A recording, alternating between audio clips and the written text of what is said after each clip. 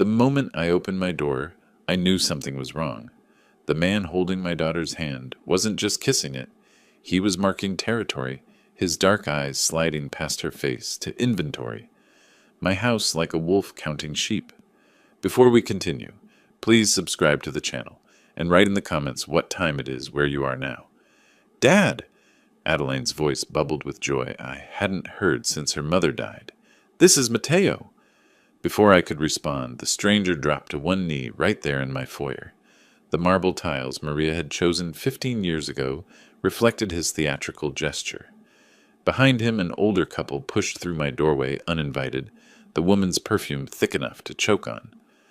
Mr. Green, Mateo announced, still on his knee, not even waiting for proper introductions. I must have your daughter's hand. She is my destiny. The words sounded rehearsed. His accent was heavy, but the pronunciation too perfect, like he'd practiced this speech in front of a mirror. The ring he produced caught the hallway light. 2 carats at least, far beyond what any car dealership manager should afford. Mateo, you're embarrassing me, Adeline giggled, but her eyes shone. 28 years old, my daughter still believed in fairy tales. The older man had already moved past us into my living room. What a magnificent home!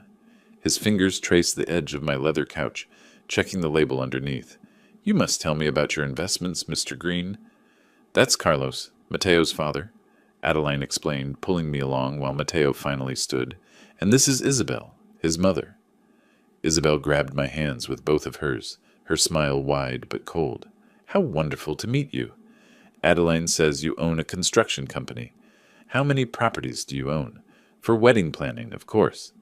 Oh, wedding planning. They'd been dating 3 months. My military training kicked in automatically. Exits cataloged, positions noted, threat levels assessed. Carlos had his phone out, photographing my family pictures. Isabel's eyes tracked across the room like she was pricing items for auction.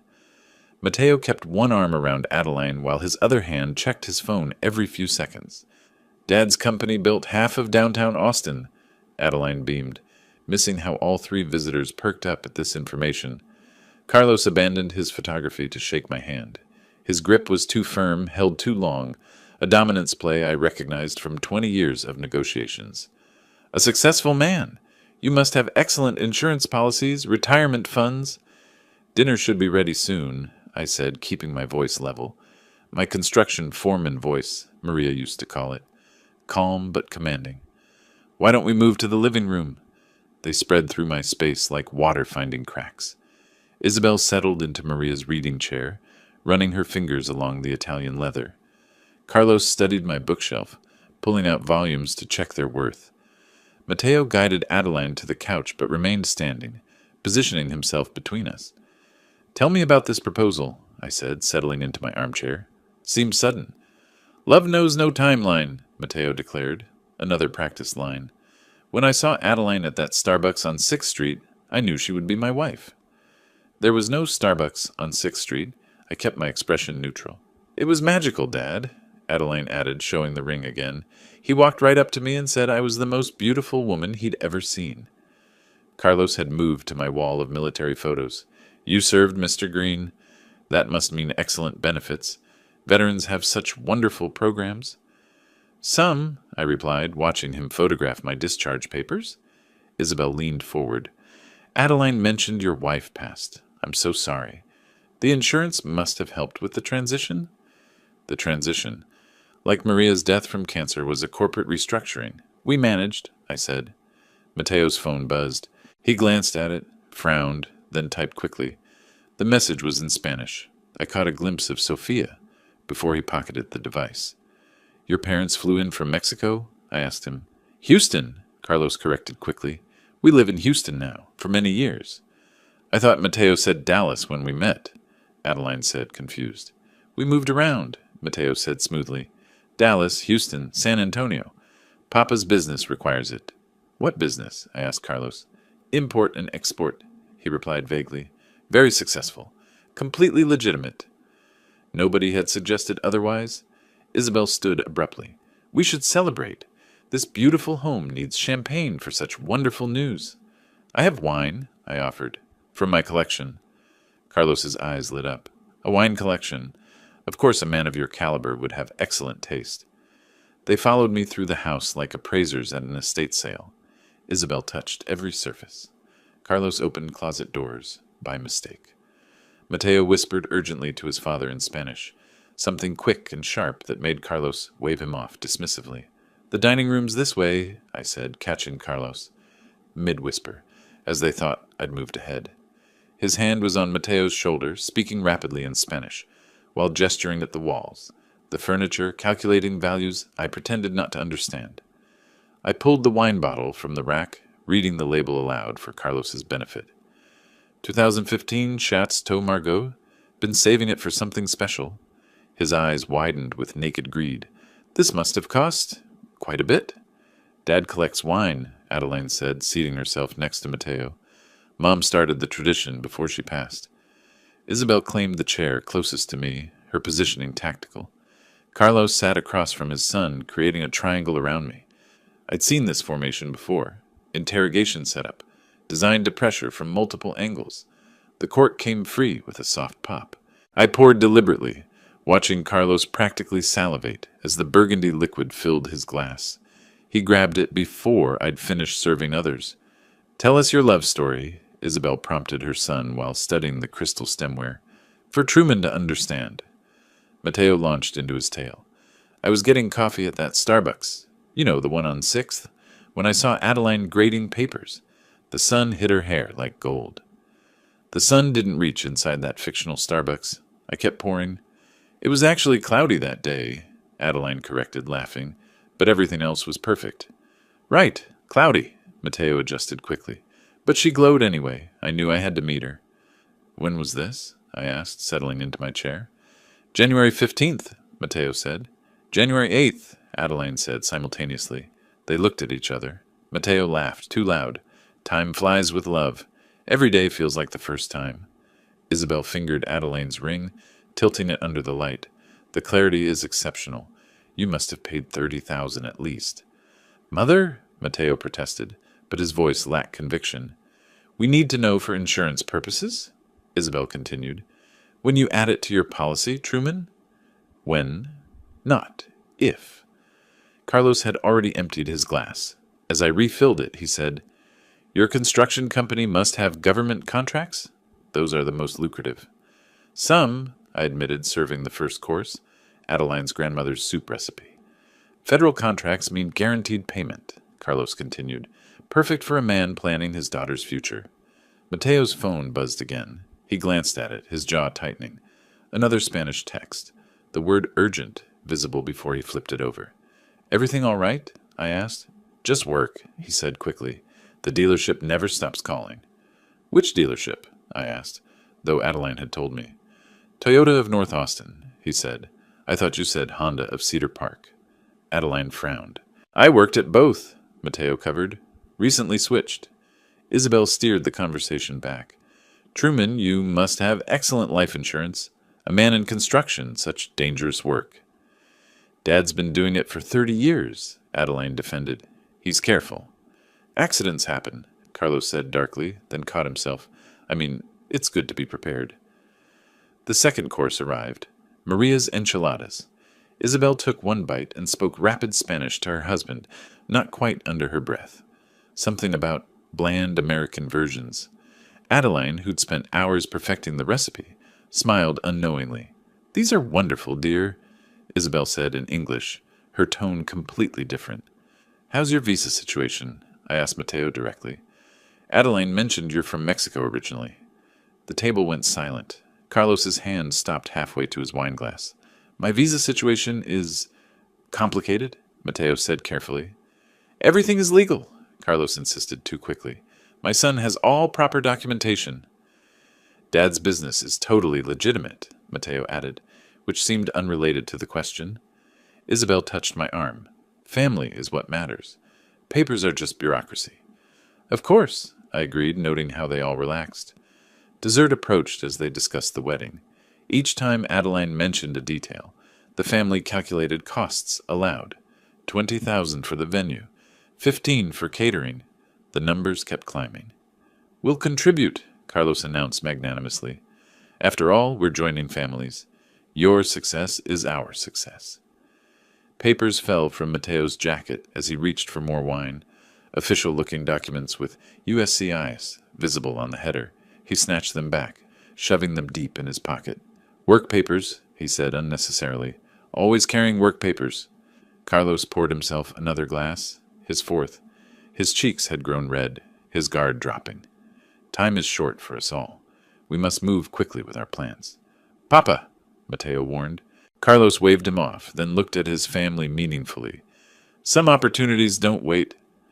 I rose to get the cake, my movements calm despite my racing pulse. Behind me, they switched to rapid Spanish. Voices low but urgent. Carlos's tone was commanding, Isabel's calculating, Mateo's reluctant.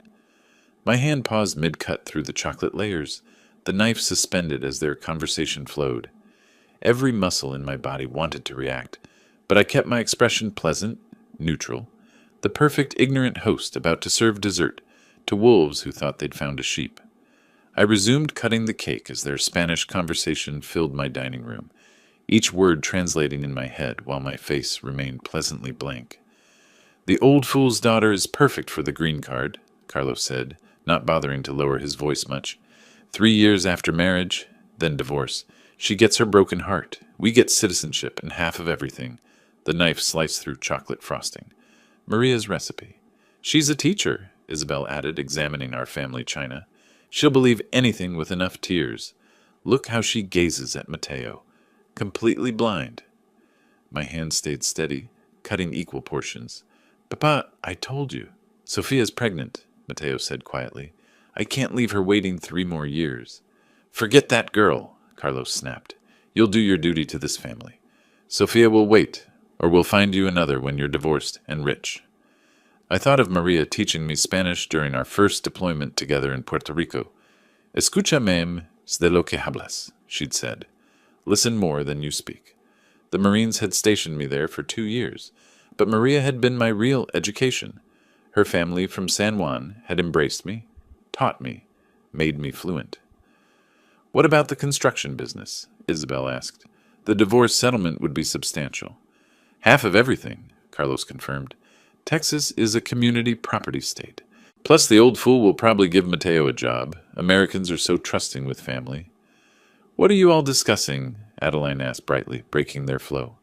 Just family memories, dear, Mateo lied smoothly, switching to English like flipping a channel. Papa was remembering my childhood. I served the cake, meeting each of their eyes as I placed their plates. Carlos grabbed his fork eagerly, oblivious. Isabel smiled that cold smile. Mateo looked slightly sick. They switched back to Spanish as Adeline went to the kitchen for coffee. The house alone is worth $2 million, Carlos estimated, plus the business, the wine collection, probably stocks and bonds. We need to move fast, Isabel said, before he gets suspicious. The wedding should be within 3 months. That's too fast, Mateo protested. She'll wonder why the rush. Tell her you can't wait to start your life together, Isabel instructed. Women love that romantic nonsense. Adeline returned with the coffee pot, humming happily. The conversation switched back to English seamlessly. Your mother was beautiful, Isabel said, gesturing at our family photo. Mexican? Puerto Rican, I replied, watching her realize the implications. Mateo's eyes darted to mine, a flicker of fear crossing his face. Did I understand? How much had I heard? She must have taught you about our culture, Carlos said, carefully testing. Some, I said vaguely. She passed when Adeline was 18. Relief flooded their faces. The grieving widower wouldn't have kept up with languages. Life insurance must have helped. Isabel probed again. A good policy makes such a difference. We had excellent coverage, I confirmed, refilling wine glasses. Maria insisted on it. Carlos was getting sloppy now, the wine working through him. He switched to Spanish again, forgetting caution. The daughter's pretty enough. Mateo won't suffer too much. 3 years of pretending isn't so bad for millions.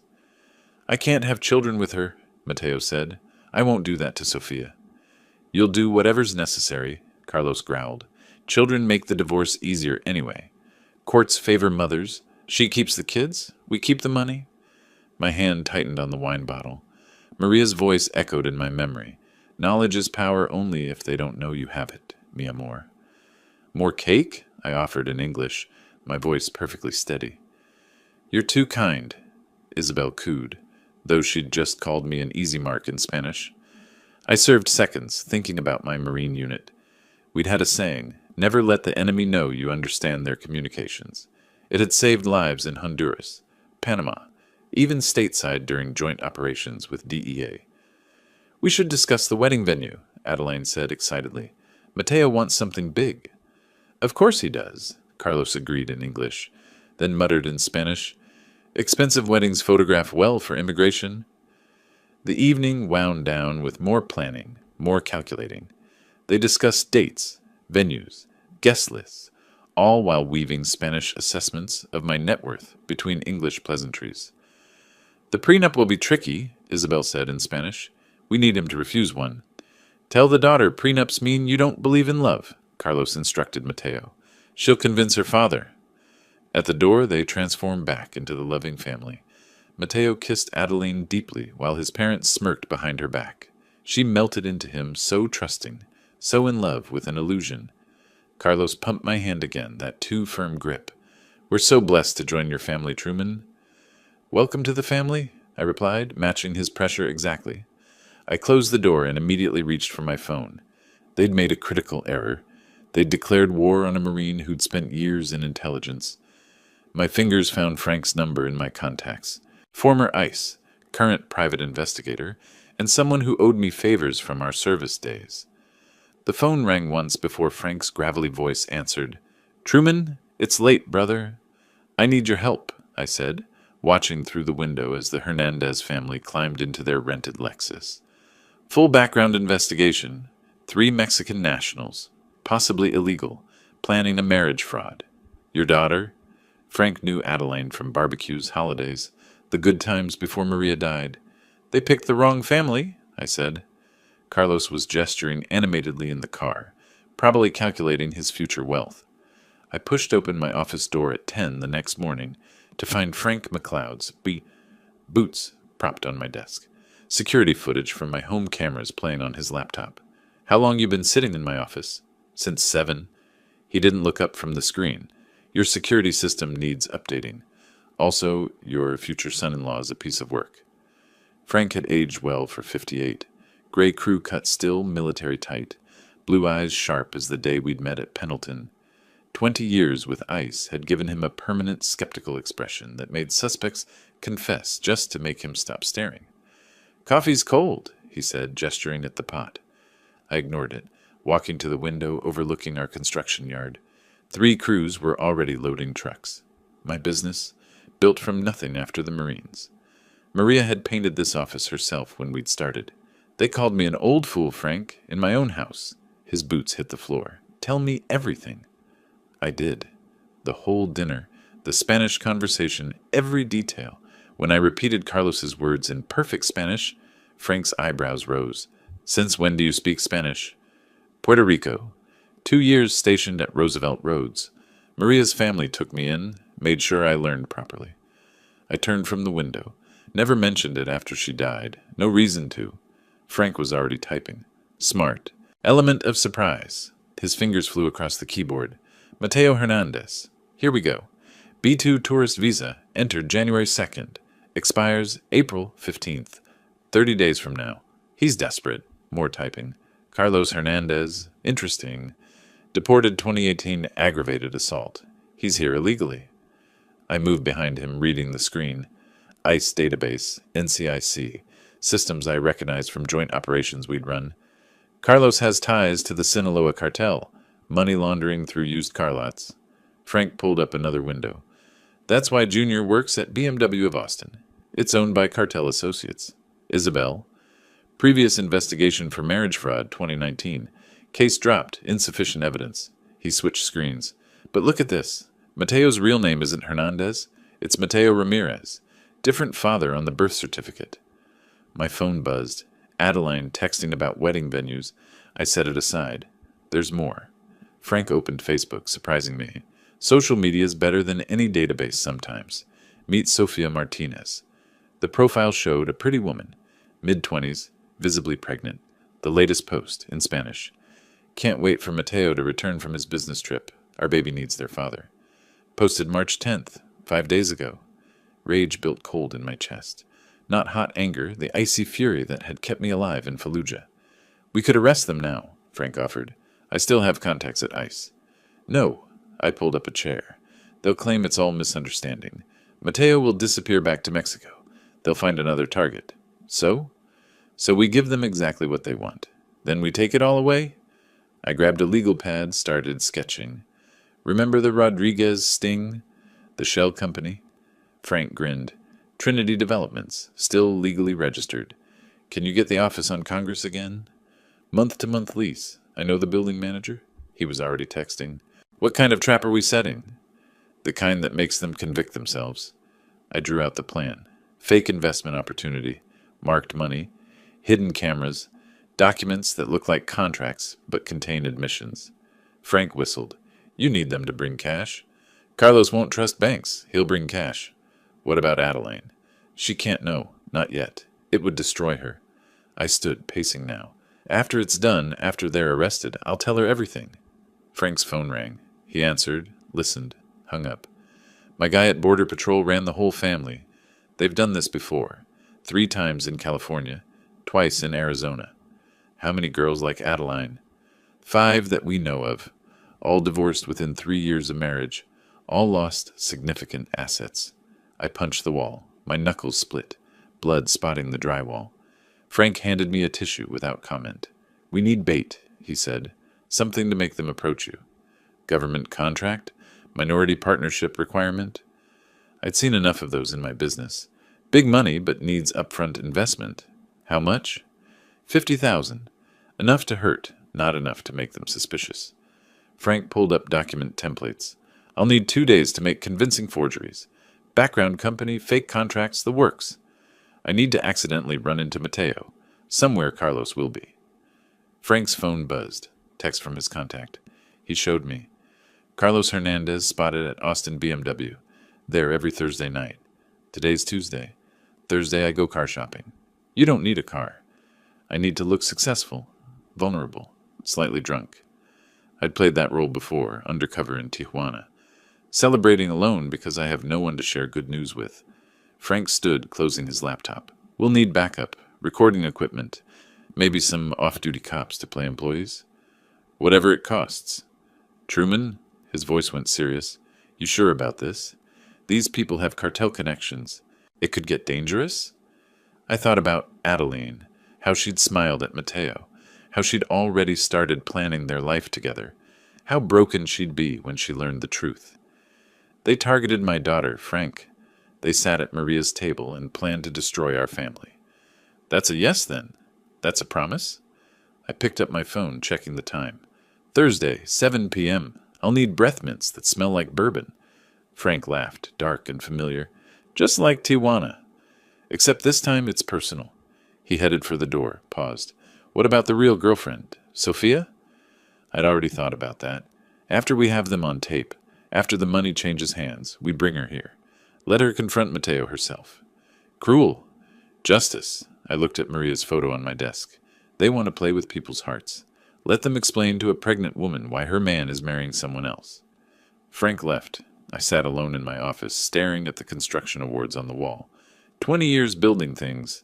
Now I was going to demolish a family of con artists. My phone rang. Adeline. Dad, Mateo wants to have dinner Thursday. Can you make it? Sorry, sweetheart. Business meeting that night. Oh. Disappointment colored her voice. Well, maybe Friday? Maybe. Thursday would be business, all right. Just not the kind she expected. 4 days of preparation led me to Uchi's entrance at 7 Thursday evening. I'd gargled with bourbon-flavored mouthwash in the parking lot, sprayed more on my collar. The valet took Frank's Porsche. I'd needed the prop. I stumbled slightly crossing the threshold. Not drunk, just loose. Successful businessman celebrating alone. The hostess smiled. Welcome to Uchi. Do you have a reservation? Bar's fine, I said, letting my words run together slightly. Celebrating. Big win today. The sushi bar gleamed under soft lighting. Austin's business crowd filled most seats, deals flowing with the sake. I recognized Mateo immediately. Corner seat, checking his phone between bites of yellowtail. I made my approach look accidental, bumping his shoulder as I reached for a menu. Sorry. I squinted at him. Mateo Hernandez? His face cycled through surprise, calculation, false warmth. Mr. Green, Truman, my future son-in-law. I grabbed his shoulder, perhaps too enthusiastically. Let me buy you a drink. Hell, let me buy you dinner. Oh, I couldn't. Nonsense. I flagged the bartender. Sake, the expensive one. We're celebrating. Mateo set down his phone carefully. What are we celebrating? I leaned in conspiratorially, letting sake fumes wash over him. Can you keep a secret? Don't want Adeline to know yet. His eyes sharpened. Of course. $5 million. I pulled out my phone, fumbling with it. See? Government contract. Just won it today. $5 million. The phone displayed Frank's forged documents. Department of Defense letterhead. Official seals. Numbers that would make anyone's head spin. That's incredible, Mateo breathed, his thumb already moving toward his phone. Problem is, I signaled for another sake, these government contracts, so many requirements. Need minority business partner. Diversity quotas. I laughed bitterly. Here I am, successful white guy, can't even access my own contract without help. Mateo's fingers flew across his phone screen, texting in Spanish, but I caught Papa and now. Maybe I could help, he suggested. My father owns a business. Construction experience. Import-export, but very diverse operations. Has to be Hispanic owned. Documented. All legal. I waved my hand vaguely. Government's strict about that. Everything with my father is completely legal, Mateo lied smoothly. The sake arrived. I poured sloppily, spilling a bit. To family. We drank. I ordered sushi, the most expensive items, pointing at the menu like focusing was hard. Mateo kept texting. Within 20 minutes, Carlos burst through the door. Papa! Mateo stood. What a coincidence. Carlos's performance wouldn't win awards. My son! And Mr. Green! How wonderful! Carlos! I stood too quickly, catching myself on the bar. Join us! I'm celebrating! Carlos took the seat beside me, hemming me in. Classic intimidation positioning. What are we celebrating? I went through the whole story again, adding details. The contract was for building veteran housing. My company was perfect, except for one thing. Needed a minority partner to qualify. Such unfair requirements, Carlos sympathized, his eyes gleaming. $50,000 buy-in, I said, producing more forged documents. But the return, I showed them a projection sheet, $500,000 within 3 months. Father and son exchanged looks. But Adeline can't know, I insisted. Want to surprise her? Wedding present, set up college funds for grandkids. I got misty-eyed. Maria would have wanted that. Of course, Carlos soothed. Family business stays in the family. I ordered more sake, more sushi. Pulled out bank statements. Frank's forgeries showing $2 million in liquid assets. Money's no problem, just need the right partner. We could be partners, Carlos suggested carefully. You'd do that? I grabbed his hand. Family helping family. When would you need the investment? Mateo asked. April 1st. Deadline for partnership papers. I fumbled for my wallet, overpaying the bartender by $200. Money means nothing without family to share it with. Carlos helped me stand. You shouldn't drive. Got a driver? I lied. Listen, if you're serious, my office. Trinity Developments, April 1st, 2 o'clock. We'll be there, Carlos promised. I started to leave, then turned back. Bring the investment in cash. Government tracks everything else. Tax advantages. I winked, obviously. Outside, I maintained the act until their BMW pulled away. Then I straightened, walked normally to the valet, texted Frank, "Fish on the hook." Back at the table, Carlos was drilling Mateo in Spanish. Does the girl suspect anything? Nothing, Papa. She's completely in love. Good. 50,000 investment, 10 times return. Even if it's half true, we profit. They hadn't noticed I'd left my phone recording on the bar, hidden under a napkin. Frank would retrieve it later. Every word captured. April 1st, 2 o'clock. I watched the security monitors as Mateo's BMW entered the Congress Avenue parking garage. Frank, dressed as attorney James Morrison, arranged contracts on the conference table one last time. Actors in position? I asked. 3 off-duty cops playing employees. Background authenticity. Frank adjusted his tie.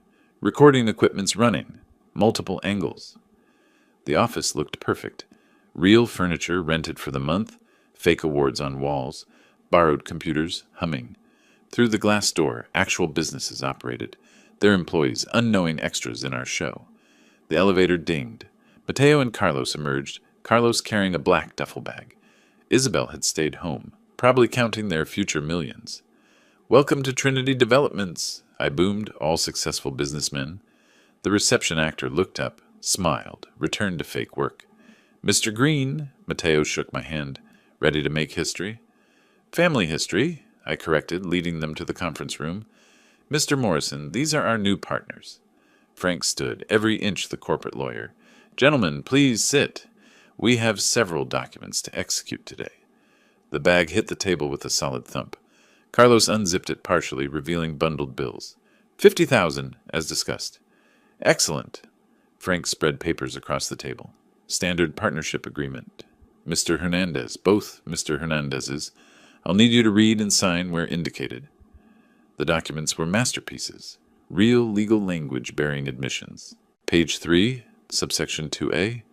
Partner acknowledges investment for purposes of establishing legitimate business presence for immigration status. Page 7. Partner affirms all representations regarding legal status are materially false if proven otherwise.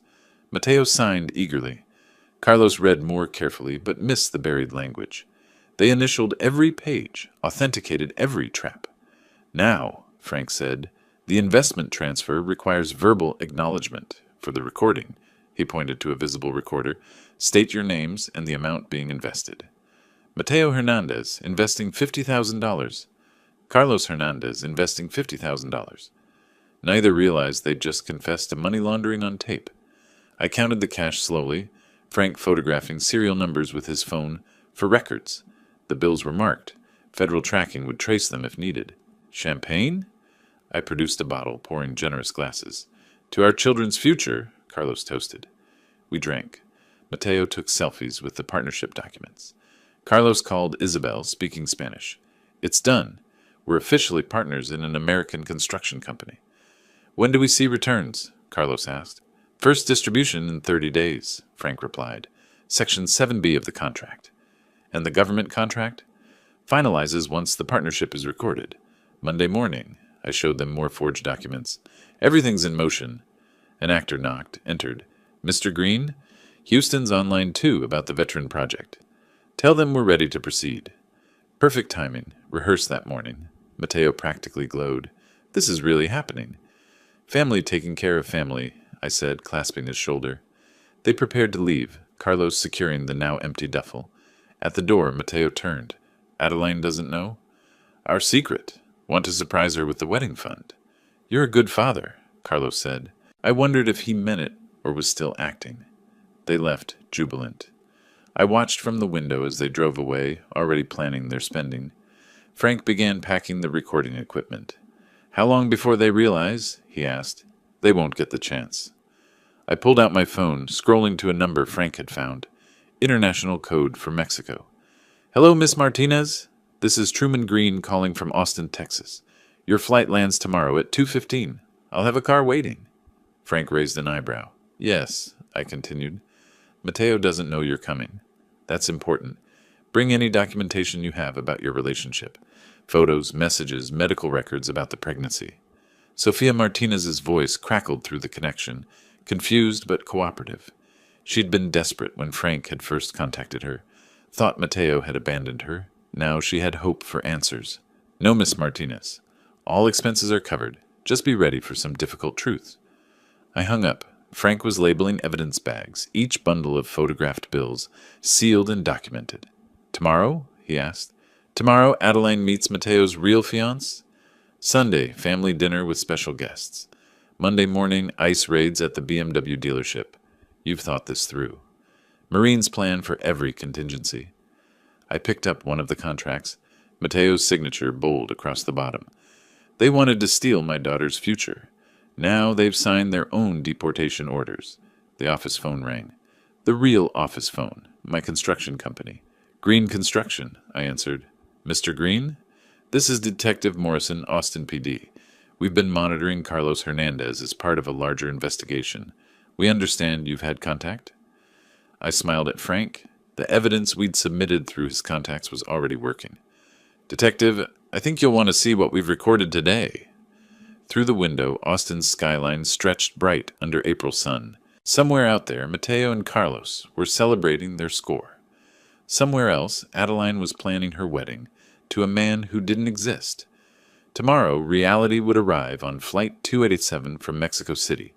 2 weeks crawled by before everything started unraveling. April 15th, 8 in the evening, I sat reviewing dealership surveillance footage when Adeline's face filled my phone screen. Video call. Her mascara had smeared slightly, and she held papers in trembling hands. Dad, I found something. Multiple somethings. Behind her, I could hear water running. Mateo in the shower. Smart girl, waiting until he couldn't hear. What kind of somethings?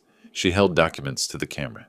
Even through the screen, I recognized the expired visa Frank had flagged weeks ago. His visa expired today. Today? He told me he had a green card. Maybe there's an explanation. There's more. Her voice cracked. Papers rustled as she showed another document. Different last name on his Mexican ID. Ramirez, not Hernandez. I forced surprise into my voice. That's strange. And this. A bank withdrawal slip filled the screen. $50,000, April 1st. Where did he get $50,000, Dad? The shower stopped. We both heard it. Put everything back exactly as you found it, I instructed quickly. There's a second phone, she whispered urgently. Hidden in his sock drawer.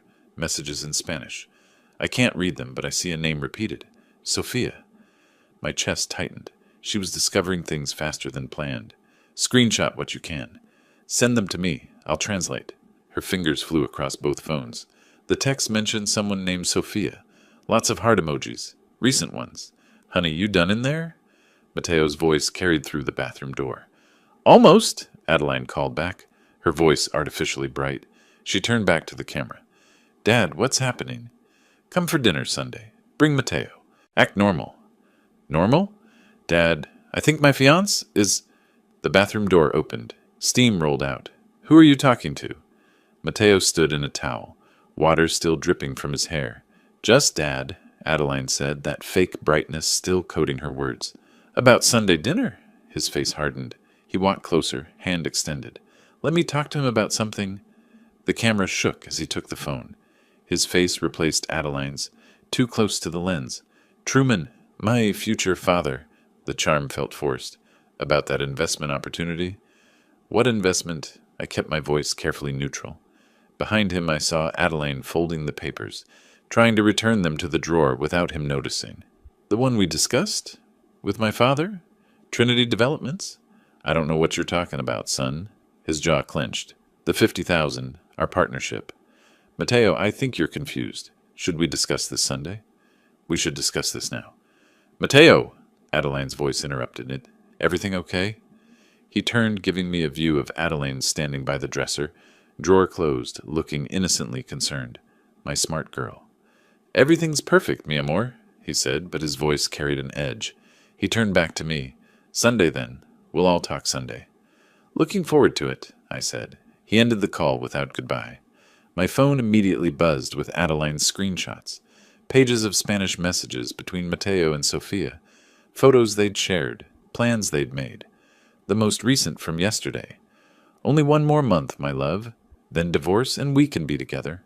I called Frank. Adeline knows something's wrong. How much? Enough to be suspicious. Not enough to be safe. I forwarded him the screenshots. Mateo's getting desperate. Visa's expired, money's spent, no return coming. Want to move up the timeline? No? Sophia arrives May 1st as planned, but put surveillance on Adeline's apartment. If Mateo makes one threatening move, already on it, had someone watching since April 2nd. This was why Frank was worth every favor owed. Truman, he continued, the Austin PD contact called. Carlos has been making inquiries about you. Street-level stuff. Where you go, who you see, your routines. Let him look. He'll find what we want him to find. You sure Sunday dinner is smart? Cornered animals get dangerous. They're not cornered yet. They still think they're winning. I pulled up the contracts they'd signed, admissions buried in legalese. But they're about to learn what cornered really means. The girl from Mexico confirmed for May 1st? Confirmed. 7 months pregnant and desperate for answers. This is going to destroy Adeline. I thought of my daughter's trembling hands holding those papers, the dawning realization in her voice. She's already breaking. Better it comes from me than from them. I closed the surveillance footage. Sunday dinner. Make sure you have units standing by. You expecting violence? I'm expecting desperation. In my experience, they look the same. After we hung up, I sat in my dark office, staring at Maria's photo. Would she approve? Would she understand? My phone lit up with another message from Adeline. Dad, I'm scared. I typed back. Trust me. Everything will be clear Sunday. Her response was immediate. I don't think I can pretend for 2 more days. You're stronger than you know. Your mother's daughter. 3 dots appeared, disappeared, appeared again. Finally, he's coming back. I love you, Dad. Love you too, sweetheart. I set the phone down and opened my safe. Inside, beside Maria's jewelry and our wedding photos, lay my service weapon. I'd cleaned it that morning like I'd cleaned it every morning since April 1st. Sunday was coming. The trap was set. Now I just had to make sure we all survived it. May 1st arrived with thunderstorms, fitting weather for what was coming. Frank and I waited in the Hilton lobby as Flight 287 from Mexico City had landed 2 hours ago. Immigration would be slow, especially for a pregnant woman traveling alone. She entered through the automatic doors, pulling a small suitcase, and my breath caught.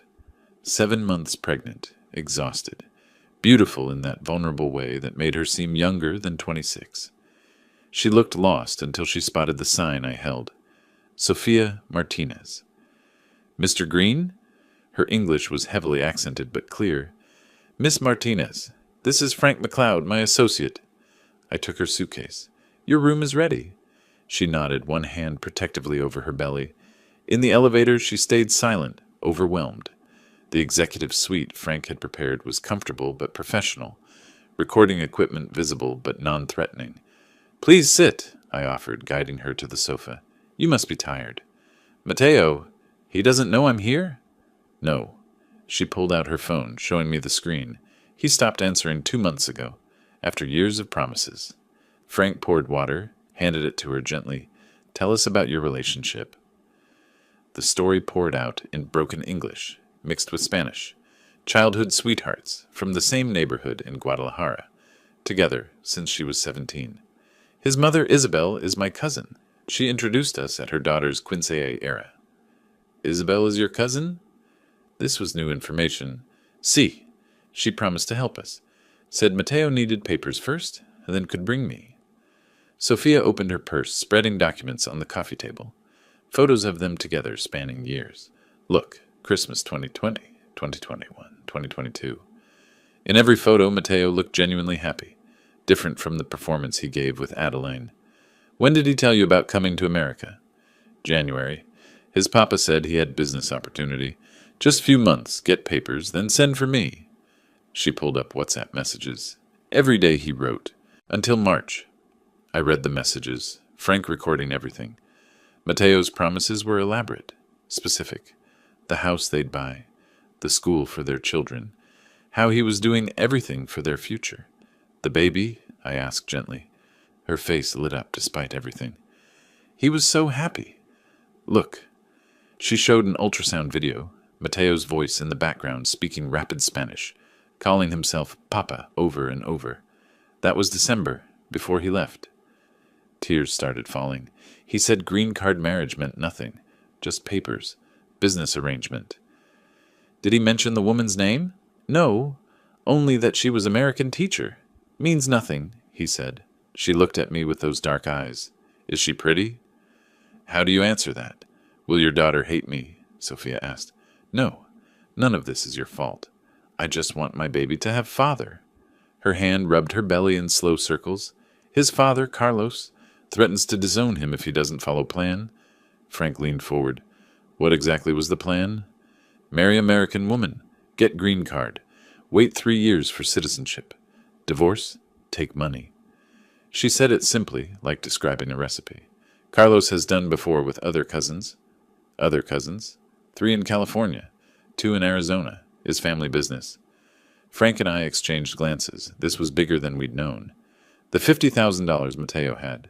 Where did that come from? Sophia looked confused. What 50,000? We have no money. Is why he went to America? I showed her the bank slip from Adeline's photos. Her face went pale. He told me we had nothing. I worked 2 jobs to pay for baby things. Fresh tears. Where did he get this money? From his father, probably. For an investment. Investment in what? In destroying my daughter's life, she gasped, hand to mouth. I didn't know. I swear, I didn't know details. We believe you, Frank said gently. That's why we brought you here. To stop them? Room service arrived. I'd ordered food, knowing she probably hadn't eaten. As she ate, she showed more evidence. Bank transfers from Mateo before he left. Small amounts, but regular. They stopped in March.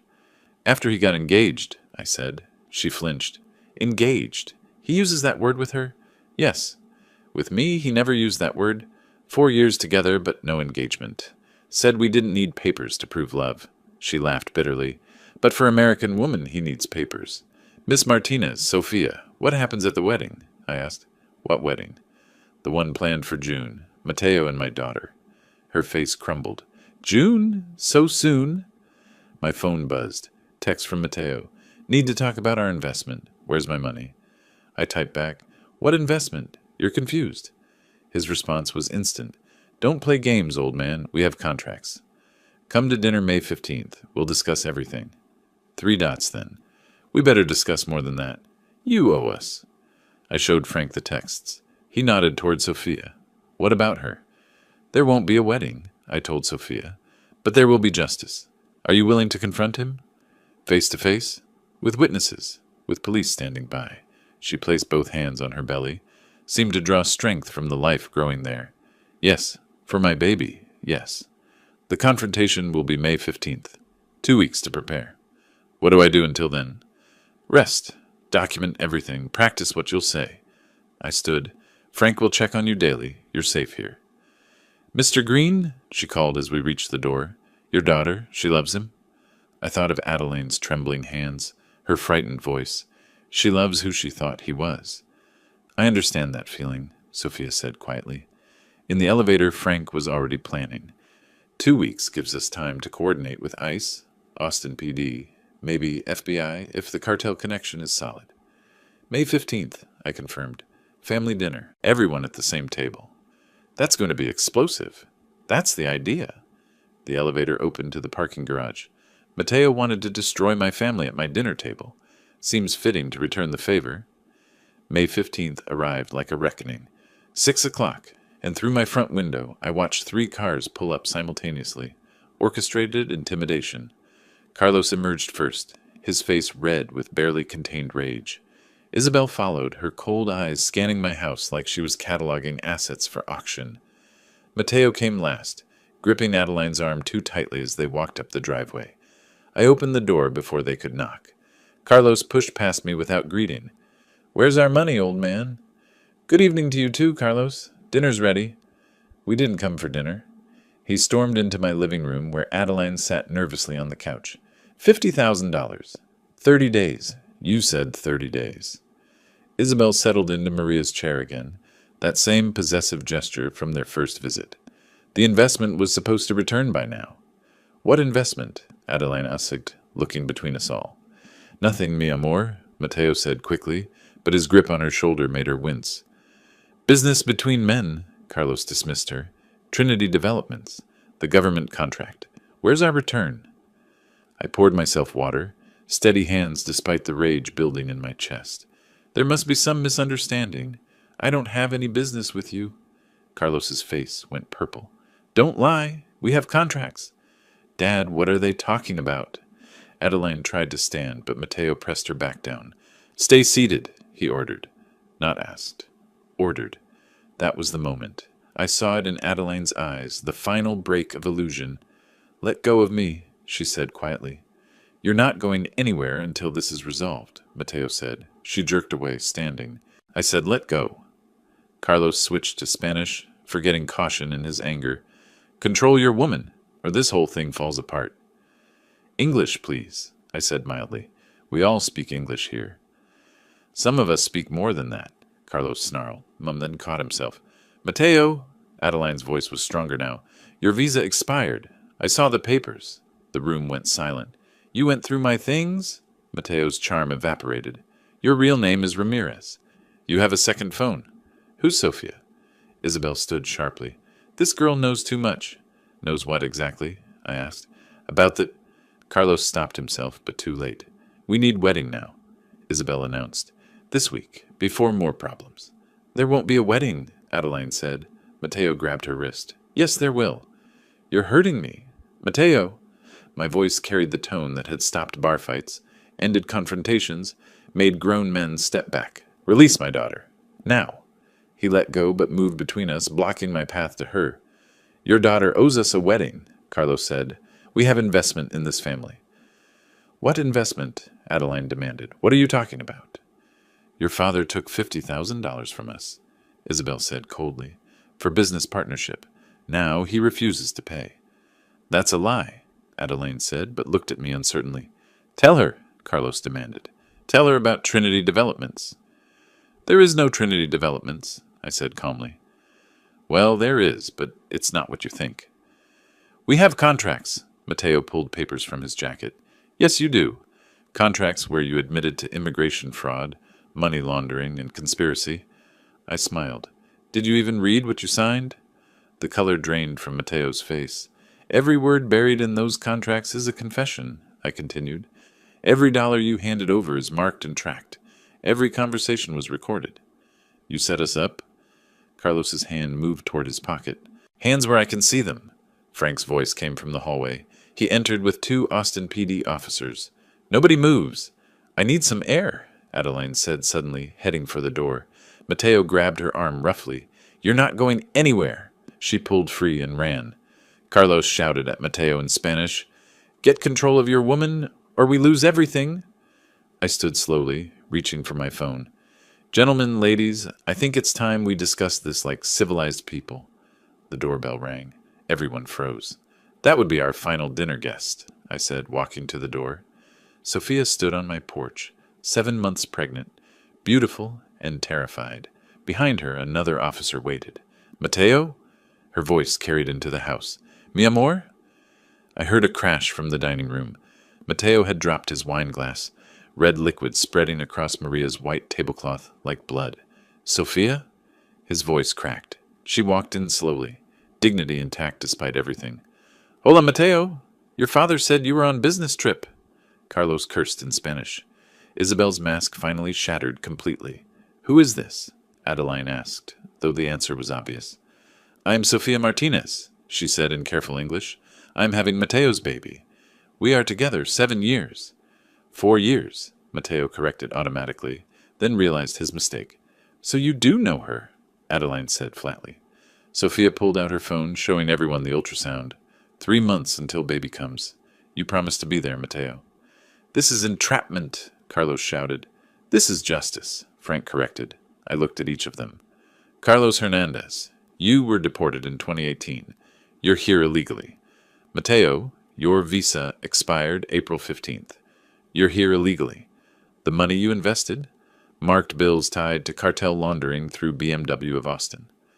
You can't prove anything, Isabel said. Actually, Detective Morrison entered, the one who'd called weeks ago. We can. We've been building this case for 2 years. You just gave us the final pieces. Adeline, Mateo reached for her. I can explain. Don't. She backed away. Just don't. Sophia approached him slowly. The money you said we didn't have. $50,000. Where did it come from? It's complicated, he mumbled. Complicated? She laughed bitterly. What's complicated? You left me pregnant to marry another woman for papers. It meant nothing, he protested. Just business. I meant nothing? Adeline asked. He looked between them, these 2 women he'd betrayed, and for once had no smooth words. Mr. Hernandez, Morrison stepped forward. All 3 of you need to come with us. This isn't over, Carlos threatened me. Yes, I said. It is. As they were led out, Sophia turned to Adeline. I'm sorry. I didn't know about you. I didn't know about you either, Adeline replied. They stood there, 2 women united in betrayal, while sirens wailed in the distance. 17 days had passed since the arrests when Special Agent Rivera clicked through surveillance footage on the conference room's large screen. June 1st, 11 in the morning, and the ice field office hummed with controlled urgency. I pointed at specific moments in the video where crimes were being committed while Adeline sat beside me, still processing everything she'd learned in the past 2 weeks. This one, Rivera paused the footage. April 1st, 2:47 p.m. Both suspects verbally confessing to money laundering. The conference room felt official. American flag in the corner, photos of wanted criminals on bulletin boards, one-way mirror reflecting our tired faces. Agent Thompson, younger and eager, scribbled notes while Rivera commanded the presentation. The 50,000 in marked bills, Rivera continued, switching slides, tracked directly to accounts linked with the Sinaloa cartel. This goes beyond simple marriage fraud. This is organized crime. Dad, you knew about the baby? About Sophia? Adeline's voice was small. Since May 1st. We needed her testimony. The screen switched to a video link. Sophia appeared, now back in Mexico, 8 months pregnant. She spoke carefully, documenting years of relationship with Mateo. Adeline's tears started when Sophia showed photos from their childhood together. Ms. Green, Rivera turned to Adeline, we need you to go through with the ceremony. What? Adeline stood abruptly. A controlled operation. The wedding happens, we arrest them there. Maximum charges, no escape routes. They threatened you, Thompson added, reviewing his notes. That changes everything. Attempted coercion, assault. I can't marry him. Not even fake marry him. You won't, Rivera assured her. The officiant will be one of ours. Nothing legal will occur, but we need them to believe it's real until the moment of arrest. Frank leaned forward from his corner seat. The cartel connections run deeper than we thought. BMW of Austin was laundering millions. Your case broke it open. Rivera's phone buzzed. She glanced at it, frowned. Carlos just bought 3 one-way tickets to Mexico City, July 16th, day after your wedding. They're planning to run, Thompson said. With my daughter, I added. Kidnapping, most likely. Force her to Mexico. Keep her until citizenship is granted. Adeline paled. They were going to kidnap me. The tickets support that theory, Rivera said. 3 tickets, not 4. They never intended to leave Mateo's wife behind. The evidence mounted on screen. Carlos's previous deportation file with assault charges. Isabel's 2019 marriage fraud investigation. Cases in California, Arizona, Nevada. A pattern spanning decades. Diplomatic considerations with Mexico are delicate, Rivera explained. But with Sophia's cooperation and the cartel angle, we have federal backing. The baby changes things, Frank noted. Mateo abandoned a pregnant woman for immigration fraud. Jury will destroy him. Thompson pulled up legal codes on his tablet. 8 U.S.C. 1325, illegal entry. 18 U.S.C. 1956, money laundering. 18 U.S.C. 371, conspiracy. We're looking at 10 to 20 years for Carlos, 5 to 10 for Isabel, 3 to 5 for Mateo, before deportation. Rico? Frank suggested. Pattern of racketeering. Possibly. Rivera made notes. Depends on how many other families they've done this to. They fitted Adeline with a recording device, tiny and undetectable. She stood still while Thompson adjusted the transmitter, her face set with new determination. 6 weeks to prepare, Rivera said. July 15th, St. David's Episcopal Church. We've already coordinated with the venue. How many agents? I asked. 25 undercover as guests, another dozen outside. Austin PD backup if needed. My phone buzzed. Text from Carlos. We need to discuss our investment. Meet tomorrow. Let him stew, Rivera advised. No contact until the wedding. Make them desperate. Adeline turned to me. Mom would have done this, wouldn't she? Fought back? Without hesitation, Rivera stood, gathering files. Ms. Green, you're brave. Most victims never get justice. How many victims are there? Adeline asked. That we know of? 47 across 6 states. You're helping them all. Frank's phone rang. He answered, listened, his face going pale. Sophia's in labor. 2 weeks early. The baby, Adeline started. Stress-induced, Frank continued listening. She's asking for Mateo. He's in federal detention, Rivera said. No contact allowed. Frank hung up. She understands. Just wanted him to know his son was being born while he sat in a cell. The room fell silent. Somewhere in Mexico, a child was entering the world without his father. Somewhere in Austin, that father was behind bars. 6 weeks, Rivera repeated. We end this properly. The wedding? Adeline asked. Will be beautiful, Rivera smiled grimly. Right until it isn't. July 15th arrived with blazing Texas heat. 3 o'clock, and I stood adjusting my tie in the church's preparation room mirror, the bulletproof vest underneath making the suit fit awkwardly. Organ music drifted through the walls, Wagner's bridal chorus, traditional and unsuspecting. The door opened. Adeline entered wearing Maria's wedding dress, the one we'd saved for this day, though never imagining these circumstances. Beautiful but determined, she looked like her mother, heading into battle. 50 guests, she said, checking the small microphone hidden in her bouquet. 25 are agents, plus support teams outside. I helped her with the veil. Rivera's playing the minister. Through the door's window, we could see the church filling. Mateo stood at the altar, sweating despite the air conditioning, checking his phone obsessively.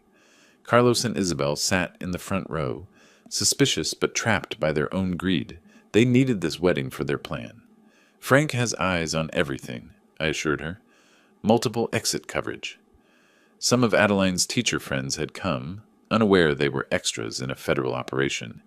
The other guests, agents in their Sunday best, chatted casually while maintaining strategic positions. Ready? I offered my arm. Let's end this. The music changed, traditional processional. The doors opened. The walk down the aisle felt eternal. Mateo's forced smile, Carlos's calculating stare, Isabel already eyeing the wedding gifts table. Agent Rivera stood at the altar in minister's robes, her face serene.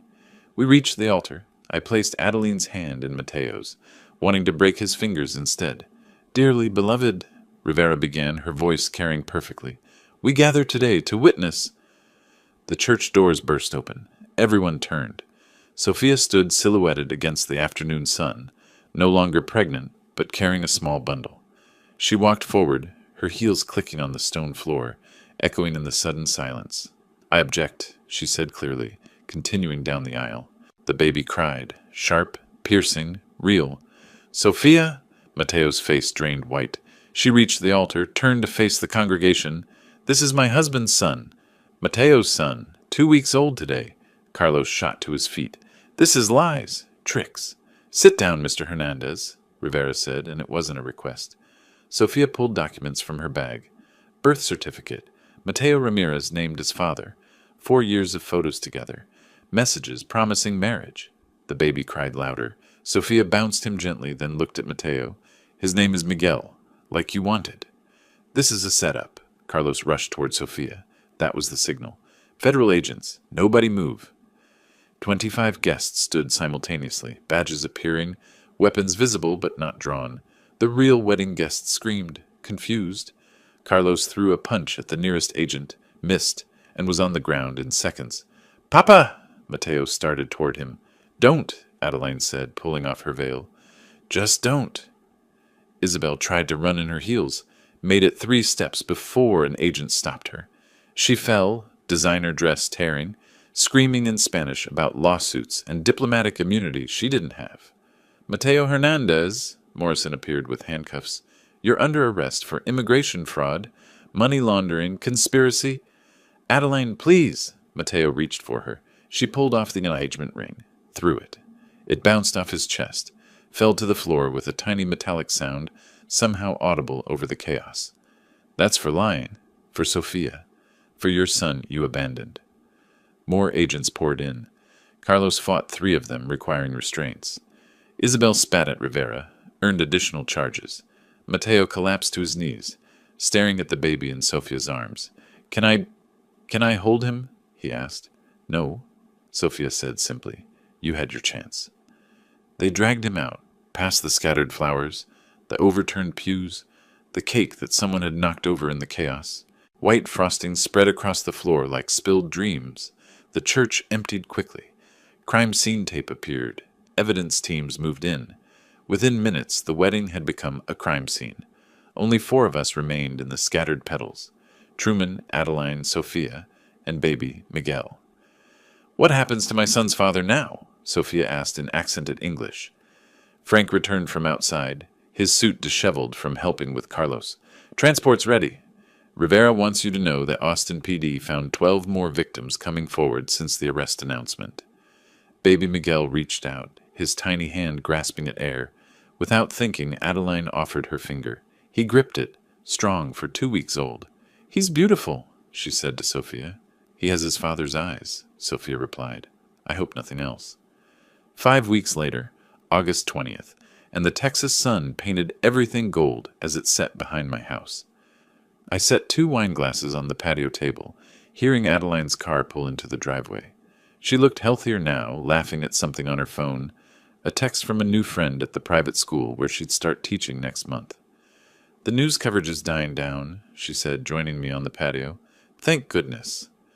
The headlines had been spectacular. Major immigration fraud ring busted at fake wedding. National coverage for 2 weeks. CNN, Fox, everyone had opinions. Verdicts came in yesterday, I told her. Carlos got 10 years federal, then deportation. Isabel got 5, Mateo got 3, deportation after. And the money? Returned via federal asset forfeiture. $50,000 back in my account this morning. She nodded, sipping the wine, the good bottle from that first dinner in March.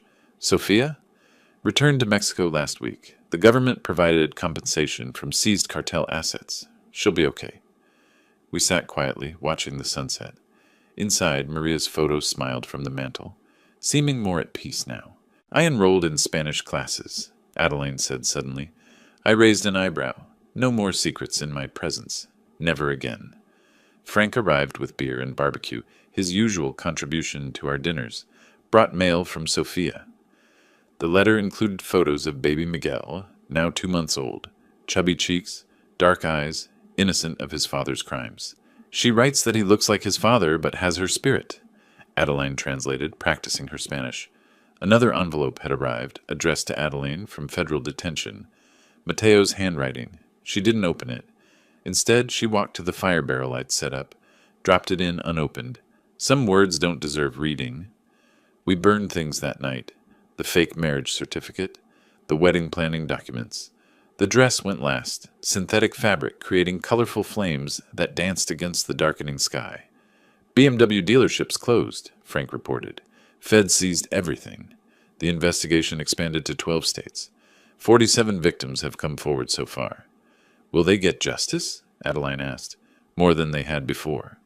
I pulled out a new document. Green Construction got the veterans' housing contract, the real one, $5 million, legitimate, the one you pretended to have. Fiction became fact. Sometimes the universe has a sense of irony. Adeline laughed, first real laugh I'd heard in months. Mom would have loved that detail. "To Maria," I raised my glass. "Who taught me the Spanish that saved our daughter?" "To Mom," Adeline echoed, "and to new beginnings." Frank raised his beer. "To justice served cold and calculated."